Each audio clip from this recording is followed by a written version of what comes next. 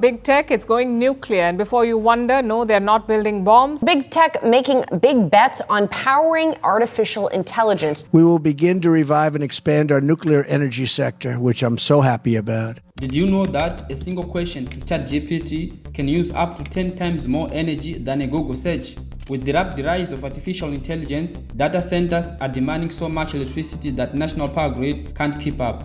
Bloomberg estimates that data centers currently consume more energy per year than the entire country of Italy. Facing this growing demand, tech giants like Amazon, Microsoft, Google, and Meta are turning to nuclear power as a solution. Some of these companies are planning to revive the 3 Mile Island plant, which is the site of the worst nuclear accident in US history. An unexpected release of more radiation today from the 3 Mile Island nuclear power plant has led to a series of consequences.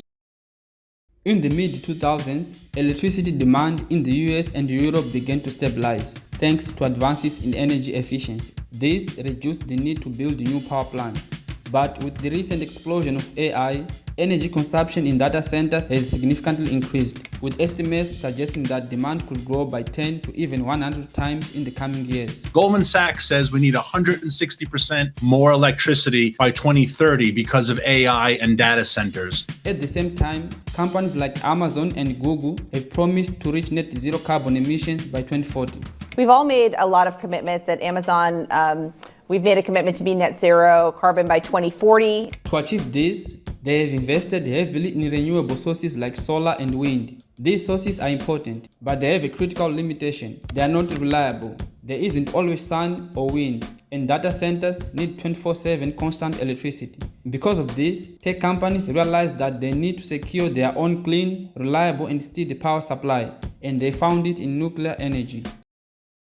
Last year, Microsoft signed a 20-year deal with Constellation Energy, investing around $1.5 billion to buy electricity from the 3 Mile Island plant. Meanwhile, Bill Gates is investing about $1 billion in TerraPower, a nuclear plant he created in Wyoming. At the same time, Meta is also exploring nuclear energy, with a goal to achieve between 1 and 4 gigawatts of capacity by 2030. Meta, the parent company of Facebook, is looking at nuclear power for AI projects. Google is also entering the game. The company signed a deal with developer Elemental Power to create 3 sites with advanced nuclear reactors. Each will generate at least 600 megawatts. Additionally, earlier last year, Google signed a contract with Kairos Power, a California startup, to develop advanced reactors that should provide around 500 megawatts of carbon-free energy by 2030. And Google is the latest tech giant to press the nuclear button. It signed a deal to build 7 small nuclear reactors. At last is Amazon. It's investing more than $500 million in nuclear energy. The giant signed a deal with Dominion Energy to explore the development of small modular reactors.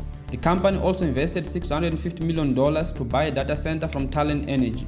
This center will be powered directly by a nuclear plant from Talon Energy. These companies aren't just reviving old plants. They are funding the future of nuclear energy with SMRs, or small modular reactors. SMRs produce up to 300 megawatts, about a third of the power of a traditional reactor, and are designed to be easier to manufacture, transport, and install. They can operate in remote areas or power large data centers. And because they are modular, it is possible to add new reactors as demand grows, keeping initial costs lower and production more adaptable. And the latest models are safer, with automatic shutdown systems that prevent tragedies like the one in Fukushima, Japan. But for now, SMRs are still on paper. In the US, all projects are expected to be completed only after 2030. And although they are cheaper, they also produce less energy, which is why experts suggest combining them with new traditional plants.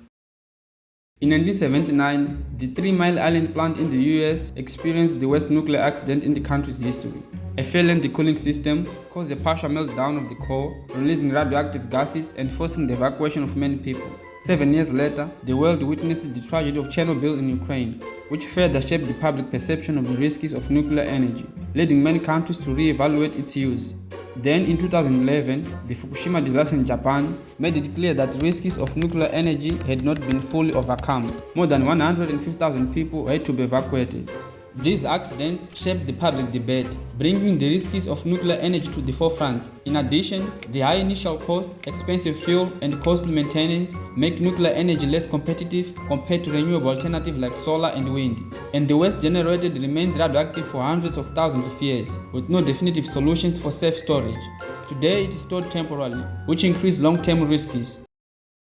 Nuclear energy has a complex legacy, marked by disasters like 3 Mile Island, Chernobyl, and Fukushima, which shaped public opinion against it. Additionally, the sector faces challenges such as high cost, difficult maintenance, and the lack of a solution for radioactive waste, which remains dangerous for millennia. Even so, nuclear energy is getting a second chance, driven by the demand for clean, constant electricity, especially with the growth of artificial intelligence. Small modular reactors are emerging. They are more compact, safer, and cheaper, attracting the interest of giants like Amazon, Microsoft, and Google.